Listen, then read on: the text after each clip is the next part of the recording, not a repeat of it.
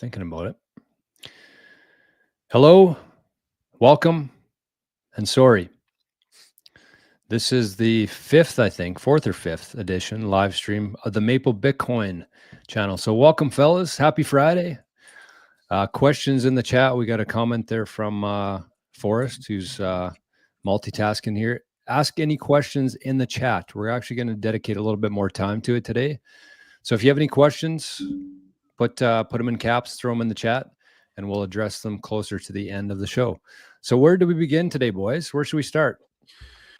Well, it's pretty interesting. Bitcoin's price today. I mean, we had these massive sell-offs yesterday and today, and Bitcoin is holding up very strong. I mean, it is crazy how strong it's holding up. Everybody thinks it's a risk-on asset. I think right now it is acting a little bit less like that. I said that in video yesterday, actually. That was my reason to be bullish, and I think it's going to continue being that way. And, price is always about buyers and sellers. So right now we're seeing buyers come in at these price points. Actually, Jor, can you share my screen there? Yep. I just pulled up the Bitcoin price. It's actually up. It's up. Oh, we're moving up. It's up today. It's up to Nice. 84K. I was just trying to see what was going on, and I feel like this is some nice hopium right here. Yeah. We can show this to people, make them happy. I think this is a good thing. But what it shows you is that, I mean, if you look at everything else, if you look at the S&P 500, S&P 500 is down big. Look at that. It's down so much. It's gapping down. It's down like 20% since the peak. Yeah. And people think that the S&P 500 isn't volatile. Like they think that Bitcoin is way more volatile than the S&P 500. It's crazy. The S&P 500 is super volatile when you have bad times. Like when some announcement comes out that's not giving you stability, and it changes your expectations of what's going to happen in the future. The S&P 500 crashes hard. Like there's no brakes. There's no stopping it from falling once it starts falling. Okay, sure. on that note, though, is there not some sort of a plunge protection team in place in the U.S.? Yeah. Do you think that if Trump's intentionally, I mean, there's a bunch of different theories, and if you actually objectively look at it, it would make sense that Trump would want to do this based on what he's trying to accomplish here. But so could he step in there and say, don't protect this plunge? I don't think he can. So what it is it's the trading halts. I believe there's it's called circuit breakers. Let me share it on here. Mhm. So Yep, if the market starts crashing for whatever reason, I'll zoom in. If it crashes for whatever reason, they can stop everybody from trading. So if it drops 7%, they can stop it from trading for like 15 minutes. Then if it drops 13%, then it stops trading for a certain period of time. I don't know where the details of that are. There was also a plunge protection program that they had in place. So I think that was put in place a couple decades ago, but it was basically where if the stock market fell by a certain percentage, the government would actually step in and start buying, like be the buyer there in that case. So that's what's interesting to me is like that has happened in the past, I think, at certain points. But like, does the government still hold those shares, or do they sell them back later when it recovers? Or I don't know the ins and outs of that, but there's definitely something in place to protect stuff like this from happening.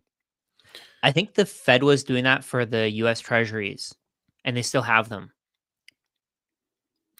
Yes, they do. And they let those mature over time. And it's a little bit less known what the government does or what the SEC does with these circuit breakers and plunge protectors and stuff. Like there's a little bit more gray area, a little bit of hidden, like if they're selling them back or if they hold them. They probably do sell them back, but just wait for like lower volatility to do so. George, do you want to share my screen real quick? I just have a couple charts up here. So this is IBIT. So it's trading the same hours as other stocks, which I like to compare it with. And then this pink line here is the triple NASDAQ levered ETF. So people often say, this is something that a lot of TradFi says, they say that Bitcoin is just levered QQQ. They use it as an indicator because it moves first because of how liquid it is and because of how volatile it is. They just treat it as that. They don't even know really what Bitcoin is. They literally just treat it as like a trading instrument. and they treat it like NASDAQ. And you can actually see it's pretty correlated right here. And these past 2 days, it has completely decoupled. It's just rocketing downwards, and Bitcoin is, again, yeah, today it's going up. Yesterday, it kind of just, it started a little bit lower and then, equalized, and today it's up. So it's really just like absolutely fine. And that's with the, the volatility, the VIX going up like crazy. This is people buying puts on SPY. The other thing here that's interesting is we had 10-year treasury yields go all the way down to 3.8. This is exactly what the Trump administration wants. They want this to go down like crazy, and it's kind of working. I mean, it's crashing the market to do so, but that is their goal, is to get that yield down. Yeah, it's funny. Somebody, one of the reporters asked Trump yesterday, because the tariffs kicked in. Was it Tuesday, Thursday, whenever it was, Liberation Day? They said, the tariffs you put in place are crashing the markets. How do you feel about that? And he said, well, it's part of the plan. It's an operation here. So it seems like he's being very upfront in terms of, this is what he's doing. This is exactly what he said he was going to do. And the reason for that, as Forrest alluded to there, is to get rates down, because the US government has a ton of debt that is maturing. And when that rolls over, they want it to be at the lowest rate possible. So that's where they're kind of fighting right now. It seems like, I think most people would think that Trump's out to get other countries, which is maybe part of it, but he's also at war with the Federal Reserve, because they're not seeing eye to eye right now. And he's basically trying to force the Fed's hand and say, lower rates. Like, this is what we want. We want you to print some money, lower rates. And obviously that's going to be a very positive thing for Bitcoin in the not so distant future here. Yeah.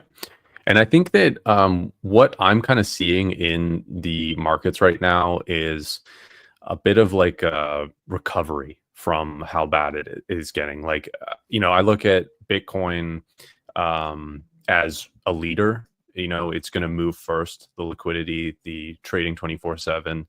And right now it's bottomed and it's recovering. I don't know how high it's going to recover after this, but I think that's going to lead all the other equities, all the Bitcoin derivatives or proxies, I should say, Mara being one that I follow, MSTR being another. Mara was down 10% today, and now it's down 1%. So it's like cratered, come back, and equalized again. So it's I don't know. I think we got to recognize, and I think Bitcoin is unique in this way. There's no tariff on Bitcoin. So like MSTR, what do? They sell financial products. They wrap the Bitcoin in instruments, sell that, and they buy Bitcoin. Do they pay tariffs when they buy Bitcoin? No. Does it affect their business whatsoever? No. So why would they get affected negatively from this? Yeah, one of the trends here I think that we're starting to see is that countries, and America's leading the charge with this, but countries are starting to kind of put a shell around themselves and say, or at least America, and I think that they're going to lead the charge with this and say, you know what, we're tired of relying on other countries for our stuff. We know that we're a big consumer here, but we need to start making this stuff in our own borders here. And that's essentially what these tariffs are doing, not only bringing in more revenue for the US, which will allow them to do other things that I think that they want to do, but it's also saying that, we need to make it here. And so it's almost punishing people trying to bring products in and saying, you know what, just create them here. We have more than enough ability here. We have more than enough resources here in the US. We don't need to be reliant on China anymore. We don't need to be reliant on India to bring in our goods. We can do it here. And that's what Howard Lutnick said on an interview yesterday. He said, it doesn't matter what the products are. The way the technology is advancing here, we're going to be able to produce this stuff with robots. We don't need cheap labor. We don't need to be exploiting other countries anymore.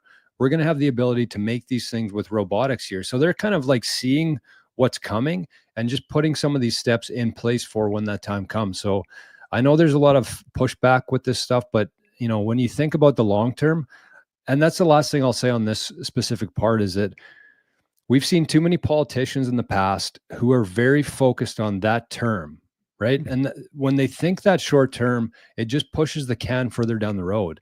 So this is the first time that I've seen in my life that a politician is actually thinking more long term than about how people perceive him today. Yeah, I mean, he's what's the definition, or it's called like a lame duck president, right? He can't get elected again. True. So what does he have to lose, basically? And in fact, he's probably looking at legacy more than anything else. So he doesn't really care about how people can think about him today. I mean, to some degree, like you can tell he has a fair amount of ego, so he does care about what people think, but I think he cares more about how he's going to be perceived in the history books at this point. Like he's, very elderly, as all presidents are for some reason. And, I think that in the future, we'll look back at this and say, that was maybe a difficult time for certain sections of like the stock market or individuals or whatever, but it was necessary because they let the reserve currency of their dollar gut the manufacturing base for too long. They needed to rebalance this system that they have, and they needed to, reduce the deficits, basically. So I think it's all positive stuff. It's just difficult to be the one doing it. You're not going to be loved at the time.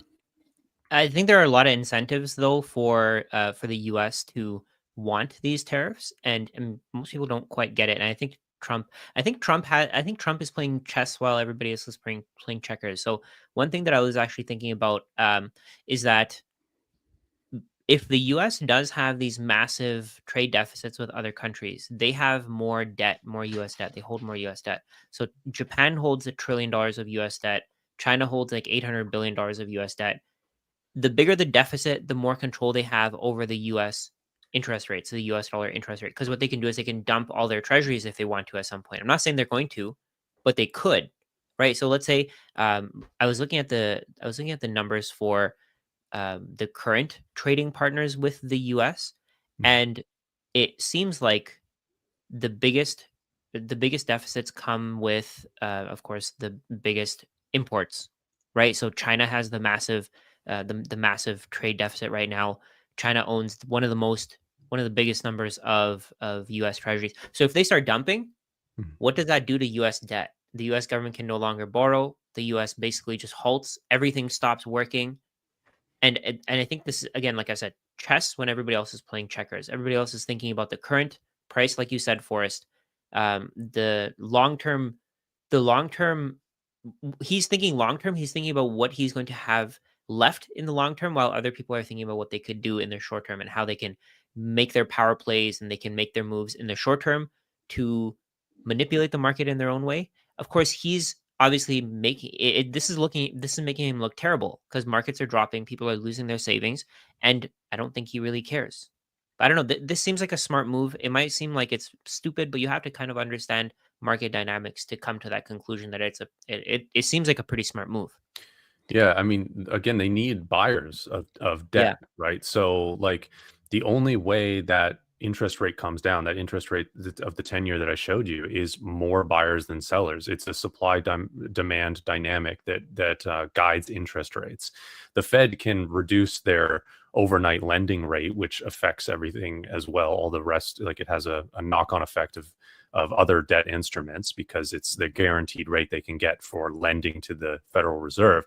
But they need more buyers and sellers. And like you said, like China hasn't bought a lot more debt of U.S. debt. They've allowed a lot of their stuff to roll off. They used to hold more debt.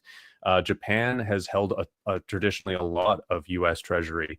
And, if these big nations start shifting away from that, who's going to buy this debt? How are they going to get this rate lower? I mean, right now, they're kind of making policies that force the U.S. citizens to divest from the stock market and look at cash and cash equivalents, which is traditional U.S. debt, as an option to weather out the storm. Right? U.S. Treasuries have always been a safe haven asset, and we see a lot of this liquidation from the market is going to go into cash or cash accounts or Treasury bills of some kind or something like that. That's my theory. Is they're trying to like use the U.S.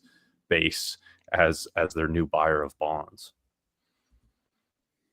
Yeah. So what do you guys think? We should take just a quick breath here. I know we like to start pretty hot and continue going, but there's I see a lot of nice comments on here from people in the YouTube chat. We are also on Zapstream, and I should give a couple shout outs here to the generous donors of the show so far. So that QR code right beside Forrest's head there. If you would like to support the channel, that's the easiest way to do it. Somebody sent in 101 sats, and somebody also sent in 888 sats. And as I'm speaking here, somebody sent in 3,000 sats. So it looks like our little ad works. So thank you very much for the sats, for the support. It means a lot to us. So one more time too. If you do have any questions, we're going to start questions in about 15 minutes, I'd say. So just put them in caps. We'll star them and we'll get to them closer to the end of the show. So where do you guys see this going? I guess in the near term, then, if assuming that this works for Trump, he's able to lower interest rates. He's able to force the Fed to print more money. Looking a couple months out here, what's your guys' timeline on this for when this really starts impacting our favorite coin? I think it's already doing it. I mean, I think Bitcoin it figures these things out in advance, right? It knows where things are going. People they leverage into Bitcoin, so they leverage out, and Bitcoin just drops big, right? And it's happening consistently. It's always going to keep happening because over time, people are going to figure out what Bitcoin is. People are going to see where it's going. They're going to see the potential, and they're going to see that they don't want to play these games. It's already happening. I think people who wanted Bitcoin, who already knew these things were going to happen, they've been talking about it for years. And eventually, maybe the price hasn't caught up yet. Maybe the price should be at millions of dollars. Maybe it should be at tens of millions of dollars. But maybe the price hasn't caught up. Maybe the price just hasn't caught up yet. But eventually it will. Eventually we see those massive prices. Like you'll be able to get 10 sats for $1 at some point. But it's because these games are being played and everybody's just messing around with the dollar. The US knows that it can mess around with the global economy by making one announcement, right? It's going to affect Bitcoin's price over the long term. Maybe in the short term, it's dropping. A lot of people are panicking because it's fallen temporarily, but eventually it'll come back up. And like I say all the time, 109K is going to be a rounding error soon enough. Yeah. I mean, there's so many tailwinds for Bitcoin, and I think what we're seeing here is an example of people recognizing the actual worth and the utility and the use case of Bitcoin. And there's this tweet here by Dylan LeClaire that he posted just not too long ago, an hour ago. He said, no supply chain risk, no jurisdictional risk, no earning risk, no debasement risk, no credit risk. This is what you need when you're looking for a safe haven asset. So I think that people are recognizing this. I think more and more people will recognize that. And Bitcoin's going much, much higher. And the Fed has to lower rates. I think they probably should have last time. I think they're going to be behind the curve, but they're going to lower rates. And what happens with that is credit becomes easier. There's going to be a lot more liquidity, and that will all flow into Bitcoin because it is the best asset in the world. It is the soundest money in the world, and it's a black hole for capital. Yeah, that's a great point, Forrest. And I kind of was going to allude to what's something that Rajat said on one of our shows recently. He said that all other assets other than Bitcoin have more risk involved and less reward. Yeah. And when you think about it that way, like you just kind of pointed out the areas there, the jurisdictional. Can you repeat those again, just for everybody to hear again? Because I think it's important. Sure. Yes, I can actually throw it up on the screen too if you want. Sure. You want that? Yep. Okay. But that was the quote. It was anything other than Bitcoin has more risk and less reward to it. Yeah, no supply chain risk, no jurisdictional risk, no earning risk, no debasement risk, and no credit risk. So maybe let's just stop there for a second, just kind of break this down one at a time. So no supply chain risk. That means that with the tariffs and stuff, that's obviously going to have a big impact on the supply chain in terms of products coming from other countries into the US. So that's a risk that we're seeing. Probably the biggest impact on this drop right now is the supply chain risk, because those goods are going to be more expensive. Consumers are less likely to buy them when they cost more. And so that's a supply chain risk. And Bitcoin doesn't have Jurisdictional a risk. What product, do you guys right? think So, about? Oh, sorry, Rajat. oh, no problem. Bitcoin doesn't have a product, so there is no supply chain. Yeah. I mean, there's an argument with like Bitcoin proxies of miners of like if the miners need to upgrade, they're going to be importing these ASICs from China. Again, that's why I looked at Mara is they're not upgrading their fleet. But anyway, that's besides the point. With jurisdictional risk, it means that Bitcoin isn't located in one country. It's not coming like supply chain is part of this maybe, but it's not like all Bitcoin is in China. And if you're in the States, you're buying it from China. It's global. It has no jurisdiction. It has no location. It is digital. And I think a big one that pops out for me was when China actually put a ban on Bitcoin mining. So that would be a jurisdictional deciding that they don't want any sort of Bitcoin activity within their country. But what happened after that? All that mining left China.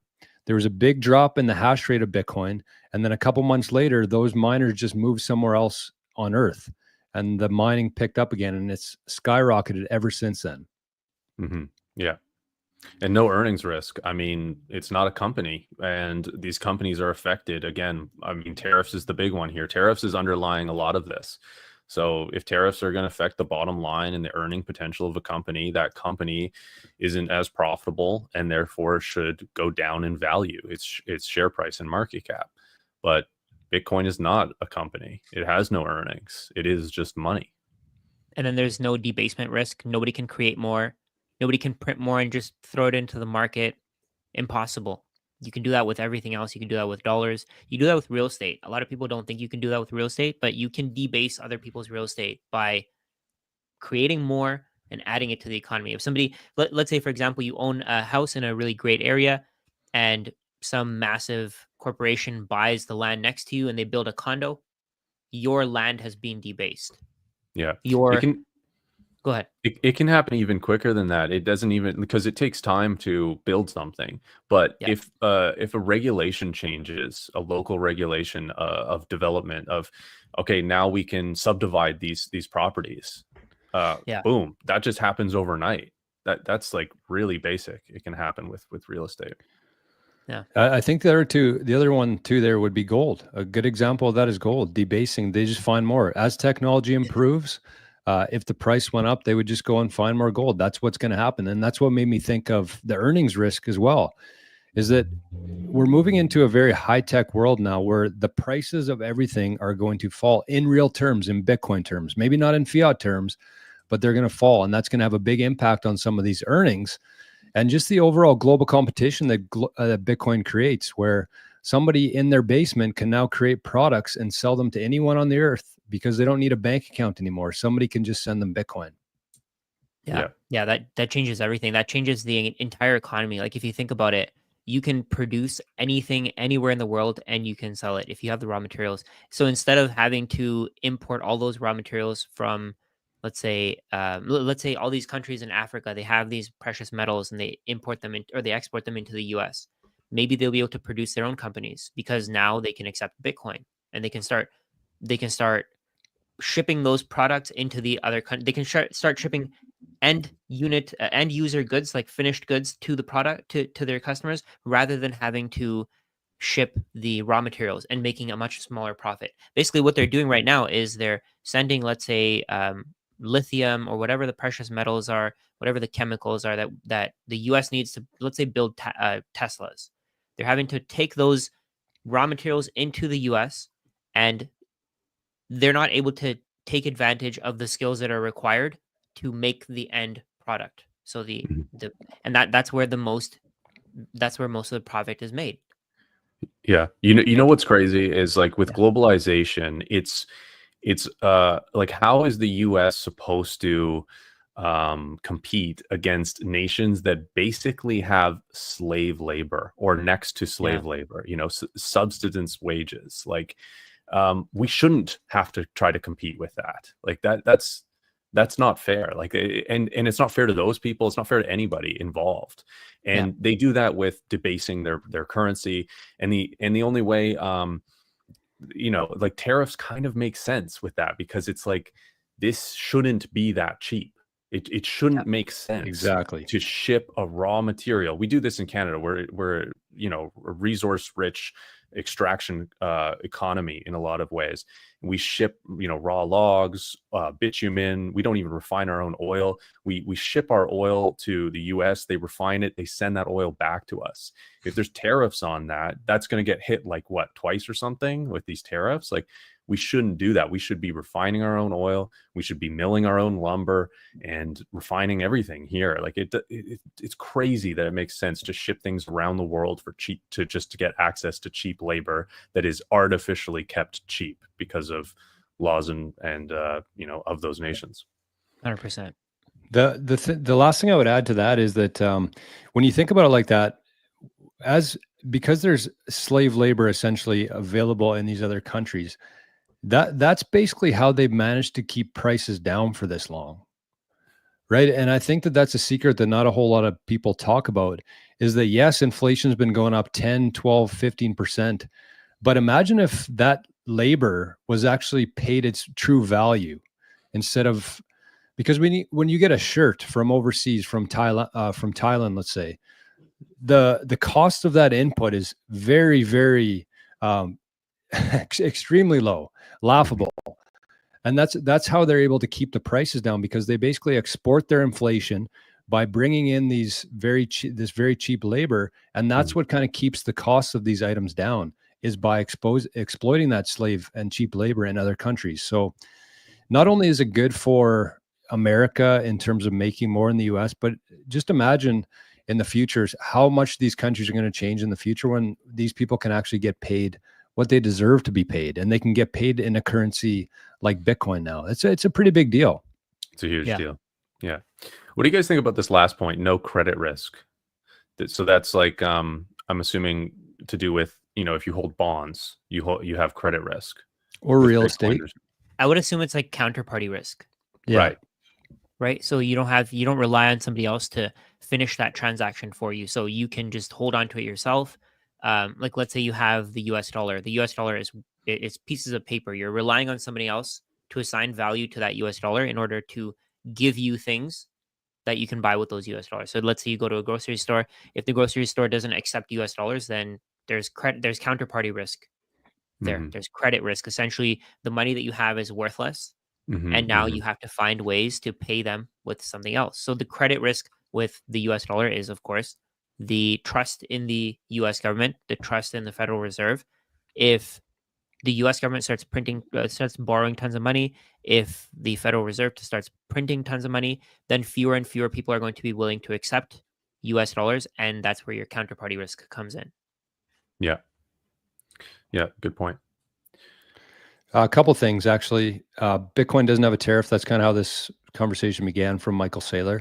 But we got to give a big shout out here to Jerry Loves Freedom with a fat super chat for the channel here. I think our channel is officially monetized now, so this might actually be for our first ever super chat for the channel. So thank you, Jerry. Very much appreciated. He said, the Canadian Bitcoin Dream Team. Great work, guys. I think that actually was on my channel on my restream. Oh, nice. Yeah, but thanks very much, Jerry. That's incredible. $30. Wow. Yeah, thank you, Jerry. And also, we got another Fat Zap here, Fat Zap Friday on the QR code there, 5,000 sats.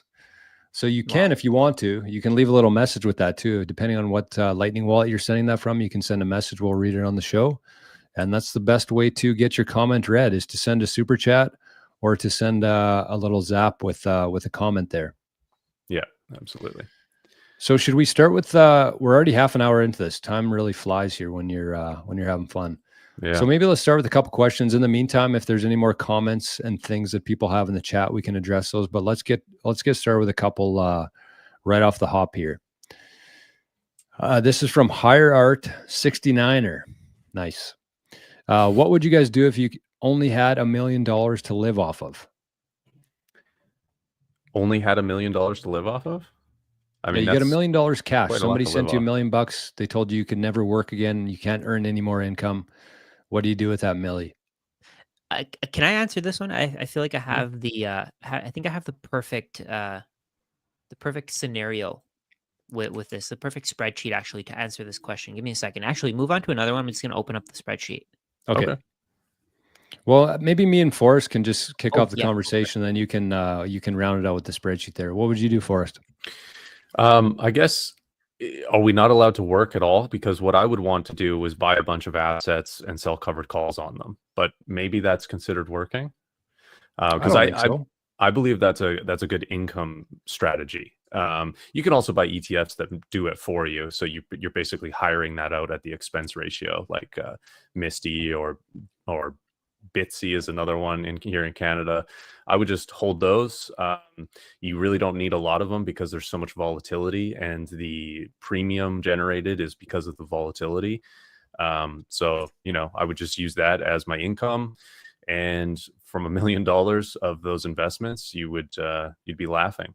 I wouldn't invest all of that in there. I would invest probably a lot in cold storage Bitcoin, and then just cover my expenses with a covered call strategy like that. That's Real smart. simple. So what do you think the allocation would be between Bitcoin and the covered calls for $1 million? Maybe half and half. I mean, you'd be living like really well off a $500,000 investment, because for instance, Misty right now, the Canadian version pays basically 40% a year annually. So if you invested $10,000, you'd get $400 a month, basically. So Is that sustainable though? it's sustainable as long as the volatility stays up. And there might be some NAV erosion as well. So there might be some of your actual investment that gets taken out. But that's a fixed rate. So like the American version of Misty, it fluctuates what it pays you. The Canadian version is 40 cents per month. And so sometimes they'll actually generate more than that. Sometimes they'll generate less, but they're still paying you 40 cents. And if they generate more than that, that actually goes back into the assets under management. So they're able to buy more shares of MicroStrategy with that. So the NAV erosion should fairly equalize out. But you're able to get that because you're capping your upside. So Misty isn't going to perform as well as MicroStrategy because they're selling covered calls. So they're selling the option. Somebody is buying that option and can exercise that if MicroStrategy's share goes way higher. So, I mean, the only time it wouldn't be sustainable is if the volatility dropped like crazy, or if the share price dropped and stayed really low for a long time. Those are the two ways that fund wouldn't be sustainable. That's kind of why I asked, would I be able to sell covered calls myself? Because I would do that, and I would manage it a lot more actively than what Misty does. Yeah. So Misty just is kind of like they do it on your behalf. Yeah. And they buy. So what they do is they buy shares and they sell covered calls on 50% of the shares. So you are getting some of the upside of MSTR as well in the share. Oh, that's price. interesting. Yeah. Okay, Rajat, what do you got for us here? Oh, so I got, so I was actually answering this question for somebody on my channel. This was their weighting. So they had a weighting of cash, BTC, stocks, real estate, and bonds. These were their weightings. These were the total, I would say, as estimated returns. Maybe 50% is a little high. We can even go with 40%. Mm-hmm. But what I suggested to them was going from this allocation, so whatever this allocation is, to going with 20-80. So 20% cash, 80% Bitcoin. I like the method that you had there, Forrest, with the 50-50. I mean, of course, that's a little bit more risky because Mm-hmm. you don't really have cash. You have cash coming in, but you don't have you don't have like an emergency fund unless you put away a little bit of an emergency fund. Let's say you set aside maybe 10% of your portfolio in cash. But I think this would work for a lot of people who don't want to think about which investments they're buying. Yeah. I think this is probably the least risky because you have 20% in cash. Most people don't have that much, especially if you have, depending on how big your portfolio is, of course. But if you have, let's say, $1 million, 20% in cash means you have 200K in cash.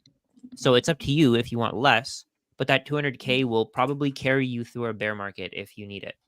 Yeah. I just want to say as well, with the Misty fund, if everything stays stable with it, if you were to invest 500,000 into it, you're making 20,000 a month just off of that. if that's Wow. like the only thing you held at, and then the rest you could hold in whatever you wanted. So I mean, 20K a month, you're living really nice off that. But yeah. Yeah. So that cash there, Rajat, is that in physical cash or is that cash in a bank? So you could do physical cash if you want to. You could have a little bit of physical cash. You could have a money market mutual fund. They pay you a decent interest. You could have some in a high yield savings account. You could put some in just a regular savings account, some in a checking account. You can get a GIC if you want to, in Canada GIC or in the US CD. I think the key though is that because we're paying for things in fiat today, we need to have some fiat. Like I like the fact that Forrest, you mentioned MSTY with the cash flow. But I feel like for most people, I don't think most people want to deal with that. I don't think most people want to diversify into different things. So like if you have a certain amount of Bitcoin, I think you'll be fine. I don't think you need the cash flow, especially if you're working, especially if you're still in your prime earning years. I think you'll do well with just having Bitcoin and cash. For some people, though, I mean, they want the cash flow. They're willing to take a little bit more risk. MSTY will probably be a lot more volatile. Have you ran those numbers by any chance for us, like with the MSTY and Bitcoin? It performs pretty similarly to Bitcoin because it's capped MSTR. Right. Okay. But it's only the other thing too. Like my strategy is pretty risky because of it doesn't have much Lendy effect with MSTY. It's pretty new. It only came out in January of this year. Yeah. So yeah. Yeah. So if you just want to buy and hold and not even think about it for probably 20 years, maybe a little bit less than that, 10 years. I personally think that I personally like this strategy more because I've seen so many people get screwed over with just random yield products. There are terms and conditions in there that they don't quite understand. Maybe I mean what you could do is, let's say 10% MSTY, 70% BTC, or even 15% cash, 75% BTC, 10% MSTY. I think it's all dependent on what you want. If you want the cash flow, then of course that's up to you. But I personally would make sure that there's a stash of cash that's held aside.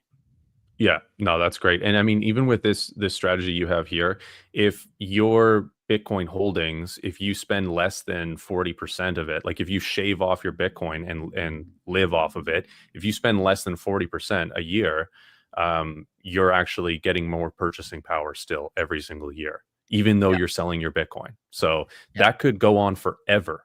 Like just a Bitcoin stack that you're peeling a little bit off of to live off of. Yeah, at a point your stack is going to be so big that your withdrawals are basically not even going to be worth really anything compared to the rest of your stack. Yeah. That was going to be my strategy. Actually, mine was going to be based on really where you were in the cycle right now. I think that this point exactly today, I would probably put the majority of that into Bitcoin. I think Rajat was 80-20. I think mine would be 95-5 into cash. Wow.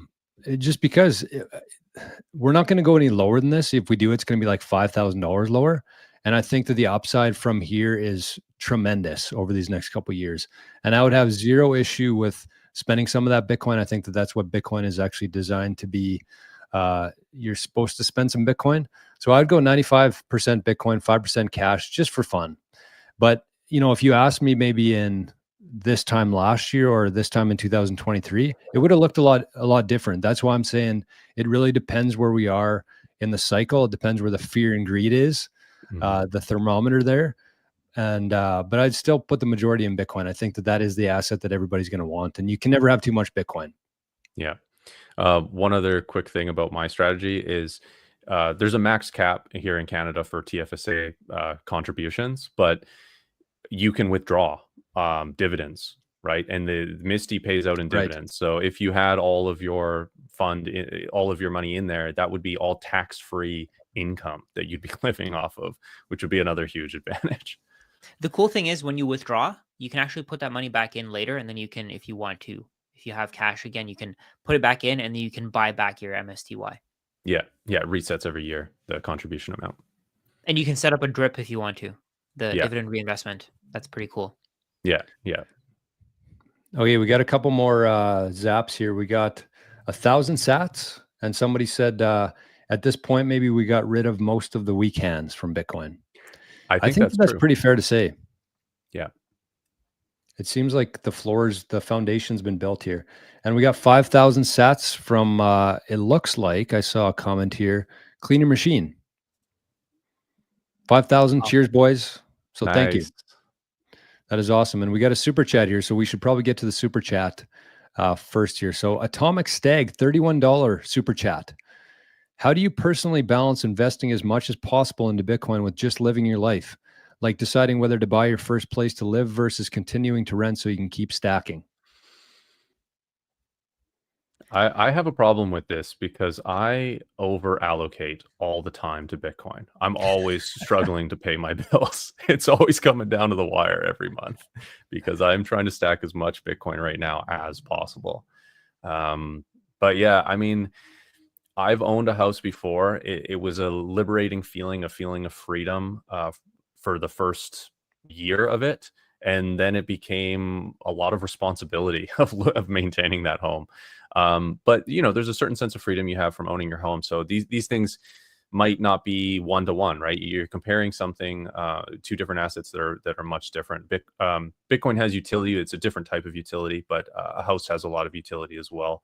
But personally, I'm very thankful I sold my house. I'm very thankful I put that into Bitcoin, and I'm okay paying rent because I know that allows me to keep my Bitcoin. I would have had to sell some of my Bitcoin to have a down payment, and I don't have to do that right now. So I'm happy with renting and stacking. Renting also is very flexible, and especially in uncertain times like now, where you buy a house, you're pretty much locked in there for at least 5 years without losing just like the transfer fees, transfer Yeah. tax on that house. Like that's a big consideration that not a lot of people consider. So yeah, I have no issues with renting. We own the house here. The one thing that I would say is that Bitcoin has really changed my whole spending habits, and I think that a lot of Bitcoiners would probably attest to that as well. I find it much easier to differentiate my needs versus my wants. And so things that I need, I have no issue spending my Bitcoin to obtain. Things I want, I'm okay waiting. And once you understand the dynamic of the longer you hold on to your Bitcoin, the less of it you're going to have to sell. It completely changes the way you think about things and the way you consume things. So that's kind of my approach to it.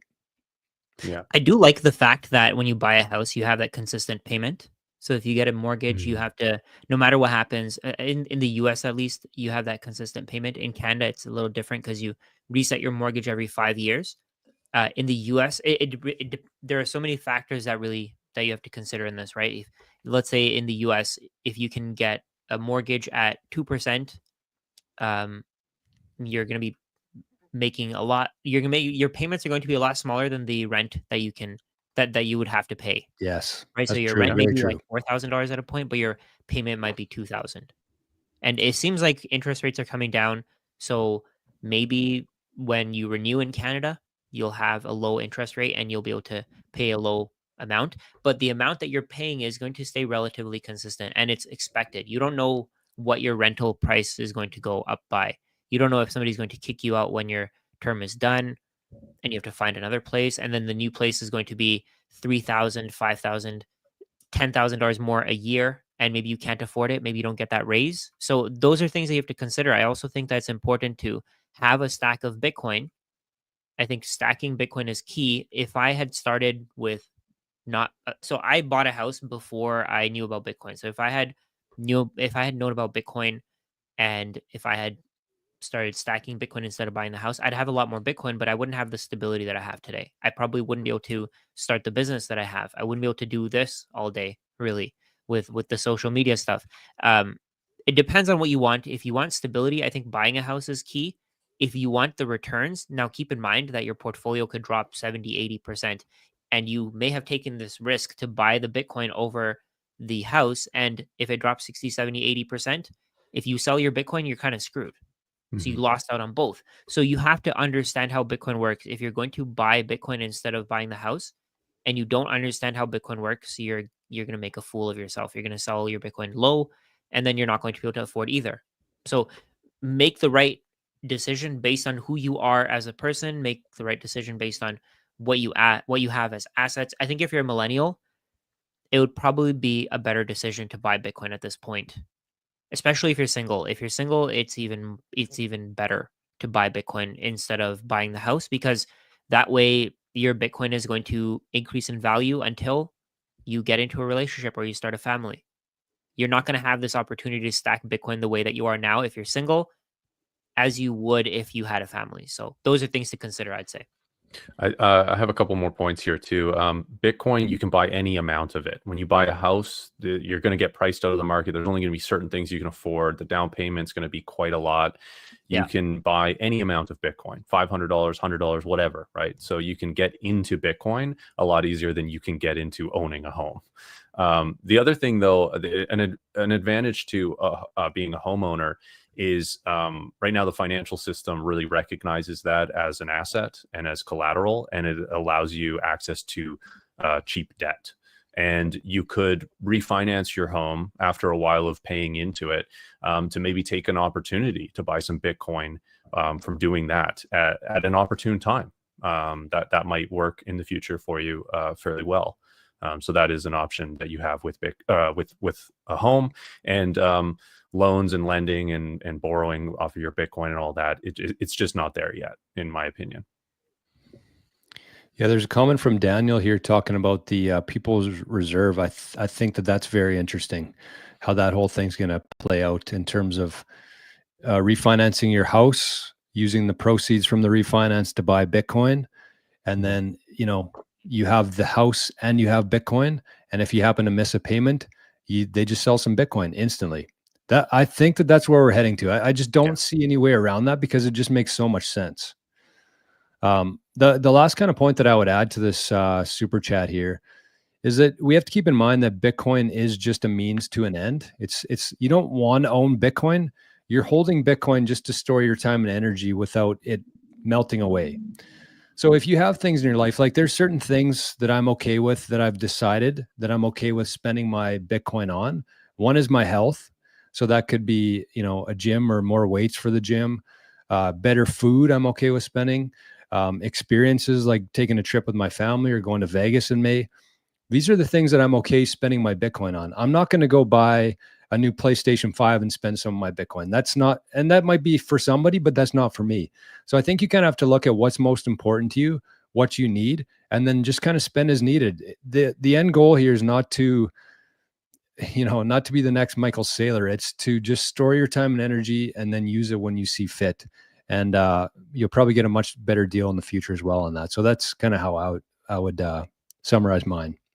I think if you do want to buy things, though, I think it's fine. I think it's perfectly fine. Everybody has desires, right? Everybody wants to buy things. Exactly. I think there's a limit. So it goes back to, we were talking about how everybody can buy Bitcoin, but not everybody will be able to afford Bitcoin, right? So everybody can buy a whole coin today, but not everybody will be able to afford it.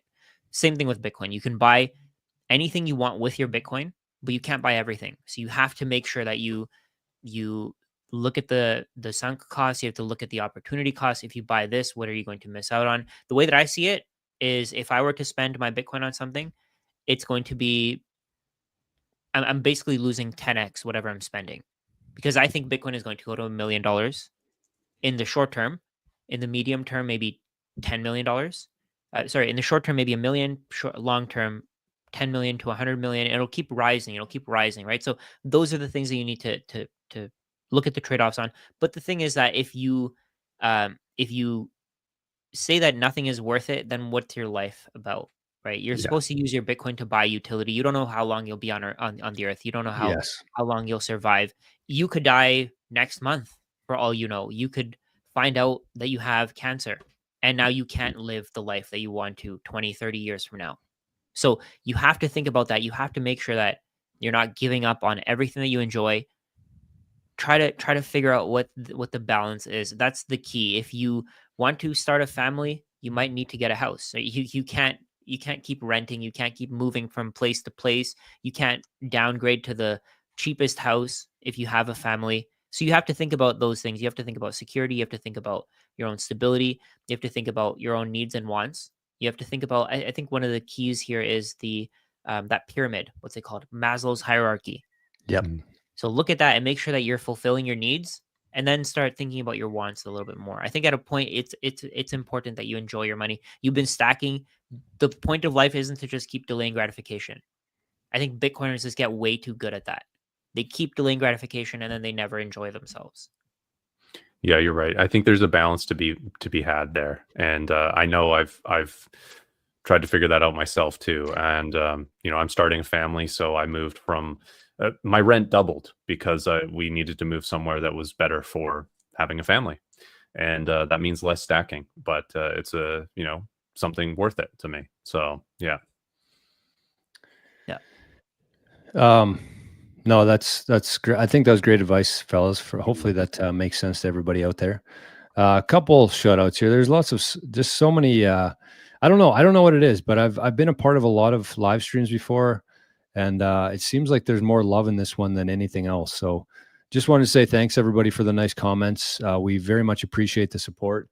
We got a couple fat zaps here to report as well. We got 1,000 sat zap. And we got my favorite number, 8,888 sat zap.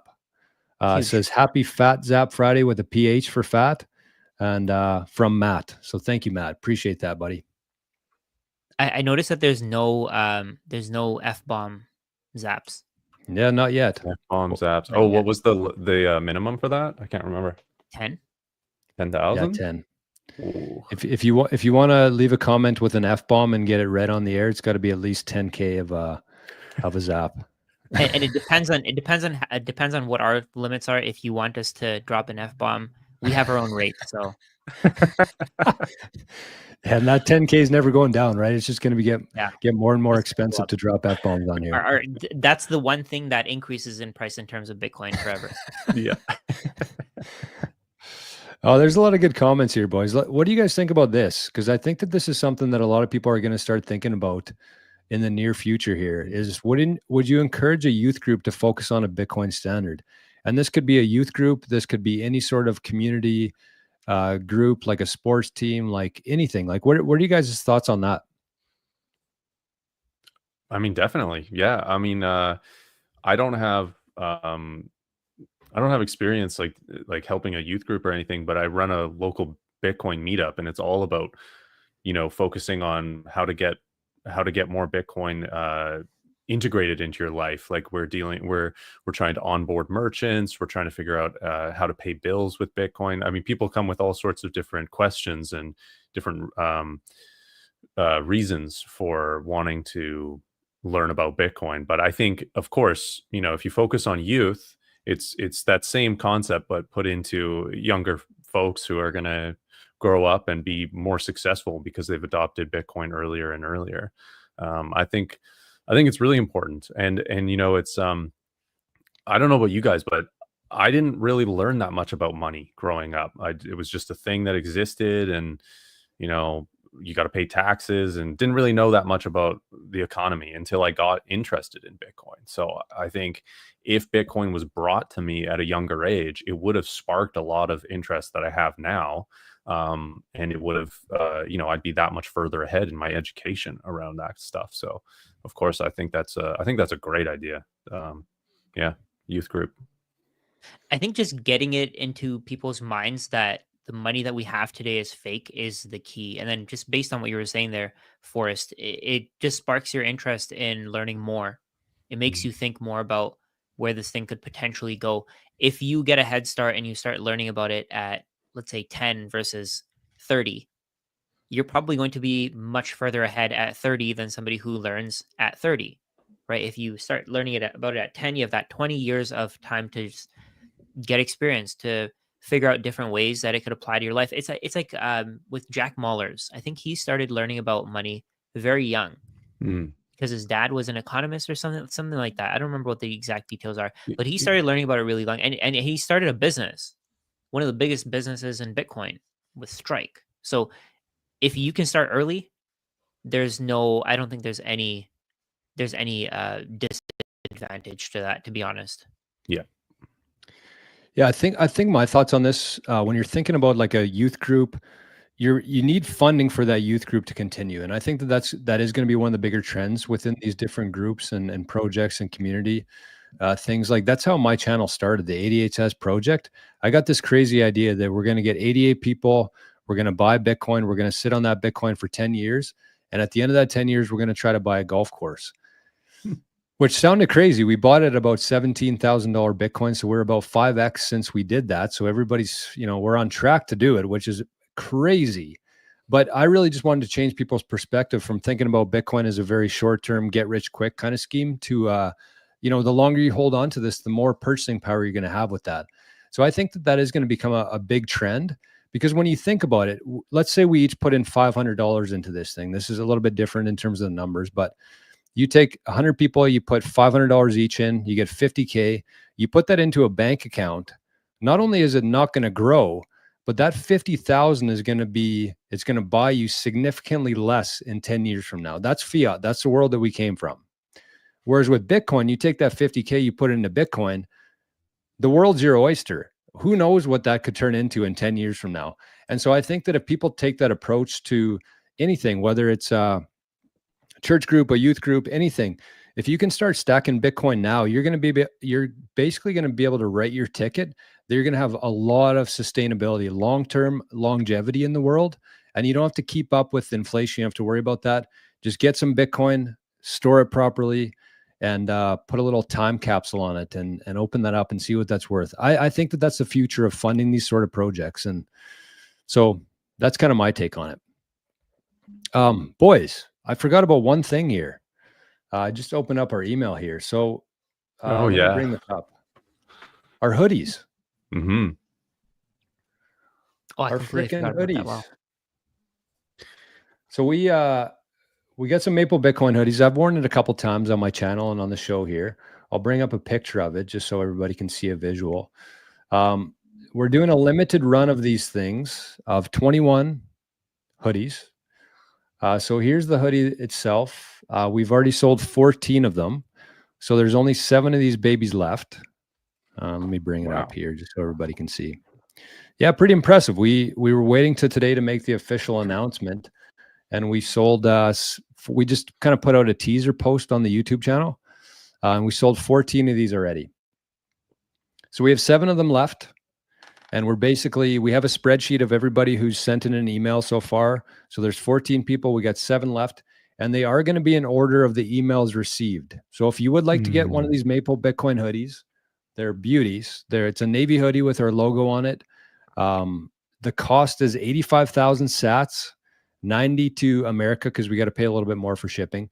So very reasonably priced. Works out to be about $100 total, I think, for the hoodie itself and shipping, less if you're in the US. So that's it. That's the first limited edition Maple Bitcoin hoodie, the first batch. So if you would like to grab one of these, there's 7 left. You can send an email to maplebitcoinpod@gmail.com. I just put it in the chat there. So just let us know what size you are and what country you're in, and shoot us an email. We'll get you on the list, and we'll have a waiting list too. So even if you're not one of the first 21, if one of those first 21 people do not end up getting one, you're going to get, if you're in line there. So it's going to be the order of the emails received, and that's going to be the first batch. And they're going to have a little embroidery commemorating the limited edition Maple Bitcoin hoodie. I think one cool thing to think about is that this one has 21, the limited cap. The next one, we're going to change it to 210. Oh, our channel is going to get that big. Then it's going to go to 2100. Then it's going to I go love to 21,000. So this is 1 out of 21, and it's the only one that has that set of 21. Wow, that's a bold call there, Rajat. I hadn't thought I think that's pretty cool. I but, actually just thought of that. I thought that'd be pretty interesting. It's like kind of the opposite of the halving. It's the multiplying. Yeah. It's the multiplying, because our audience is going to grow. Yeah, I like it. That's so awesome. there you go. If you want one of those, we're shipping to everywhere. We got one order from Germany, one from Australia, a bunch from Canada, a bunch from the US. So we kind of assumed that these would be mostly Canadian buyers, but apparently people from all over the world like the Maple Bitcoin, what we're doing here. So this is it's just another example. We got the QR code there beside Forrest's head. And so that's one way to support, but we're also going to be doing things like this with hoodies and some other products So it's a way for people to support the channel and kind of, avoid us having to take on sponsors for the channel. It's important to us. I know I say this all the time, but we don't want to be influenced by anybody else. We want to keep our own voices. And so the best way we feel to do that is just by doing stuff like this and taking with the QR code there. So that's it. Do you guys got any? It's 3 p.m. here Eastern time. Do you guys got any closing thoughts here before we hit the road? No, I think I'm good. Yeah, I think I'm good too. Yeah, there's we probably missed a few questions, but we'll be back next week. Every Friday we do this live streams here on Maple Bitcoin. If you haven't subscribed to that channel, go subscribe. I know that we're streaming it to our own channels as well. Right. So you should definitely go check out Maple Bitcoin on YouTube. We're trying to grow that channel quite a lot, and we release a lot of videos on there exclusively to there. So if you're not there, you're missing, in my opinion, and I know I'm part of it, but it's still my favorite Bitcoin content online, and I'm not biased at all. And before you leave, just to help us out a little bit, leave a thumbs up. It's free, doesn't hurt you, helps us a lot though. It really does. So leave a thumbs up before you leave. I would really appreciate it.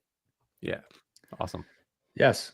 So that's very well said. Great point there, Forrest. I just threw the Maple Bitcoin channel there in the chat. So everybody, if you're watching this, there's a lot of people. We got up to 350, I think, just on the YouTube here. So if you're not subscribed to that and you would like to be, we are putting out about 1 video per day right now. So some are going to be clips, some are going to be some unique discussions that we do between the three of us on off days here.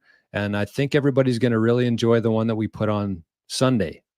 So we kind of agreed that that was our best one yet. So we might be wrong, but you'll have to prove us wrong. Oh, so thanks everybody. 500 one? What's that? Sorry? Is that the S&P 500 one? No, that was the one that was talking about Rajat's idea of Bitcoin running out at every price. Oh yeah. Yeah, that's a great one. And we got into like the difficulty adjustment, everything like that. So really good video. So that's going to be coming out Sunday. Keep an eye out for the channel there.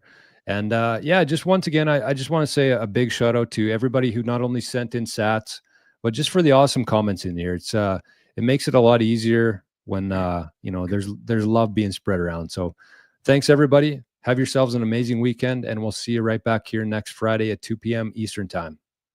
Thanks, boys. Sounds good. Bye, guys. Bye.